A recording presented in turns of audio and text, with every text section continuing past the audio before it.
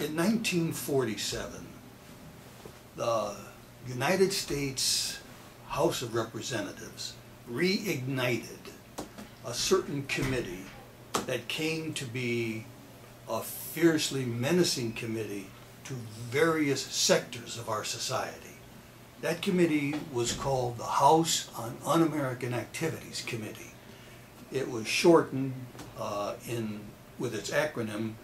People just refer to it as HUAC. And HUAC was concerned with investigating possible and actual members of the Communist Party. This you may recall from your history or from your personal lives that right after World War II, we were engaged in a Cold War. That is, guns might not have been shot or planes may not have been bombing, but there was a war of propaganda between the East and the West, the Soviet Union and the United States. And in order to protect the country, actually in order to protect either country, both countries had their investigative tools to find out the spies that were sabotaging against their own governments and their political circles. In our country, besides the FBI, we had HUAC, which was the official governmental agency that hunted for communists or sympathizers of the Communist Party. My recollection is that if you were a card-carrying member of the Communist Party, you were called a Red. If, however, you had political inclinations that leaned too far to the left and yet were not a member of the Communist Party, you would be referred to as a Pinko. And such investigations took place in many of the sectors, many of the aspects of our society. Universities, high schools, colleges, churches, local and federal, state governments, the agencies of those governments, and most importantly, well, most popularly, the entertainment industry.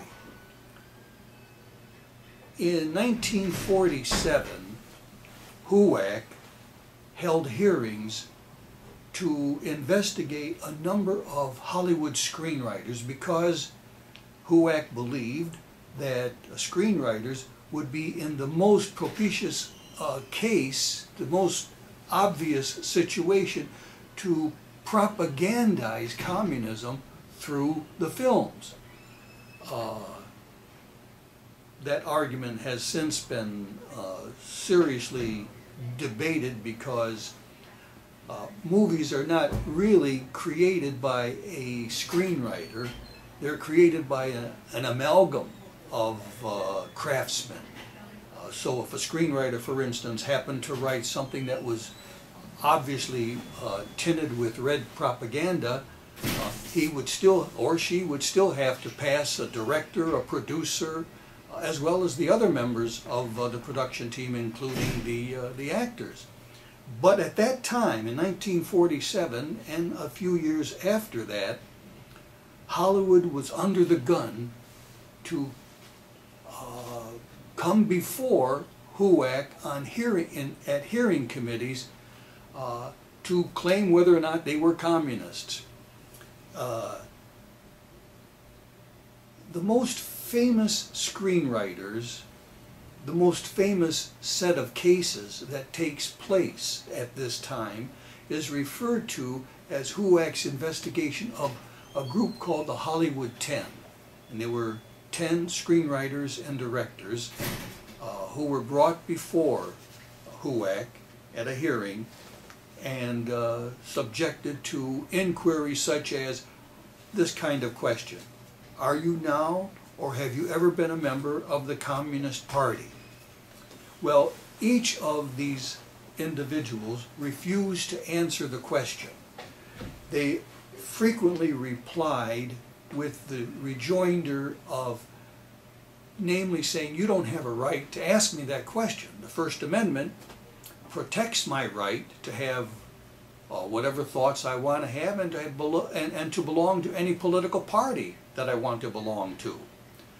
So HUAC was not really able to indict them on the grounds of being reluctant to answer whether or not they were a communist or a non-communist. But all 10 were called on being in contempt of Congress, and they went off to prison, some for 6 months, some for 12 months. And in the meantime, other people who were actors or photographers and who were suspected of being red or pinko were now being called before the committee.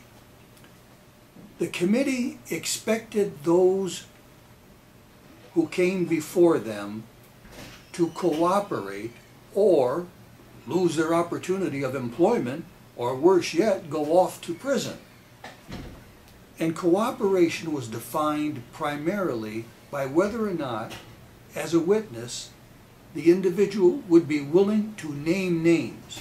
It wasn't enough for me, for instance, to go before the HUAC committee and say, yes, I was a member of the Communist Party, but I regret being a member, so now I'll fall before the committee and ask for its forgiveness. No, I had also to name, I had to say, John Cole was also a member of the Communist Party that I was engaged in. And that would get me off the hook. That would get me off the blacklist. And of course, the blacklist may not have existed in any physical form, but it was well known who was being suspected by HUAC as being a member or a sympathizer of the Communist Party.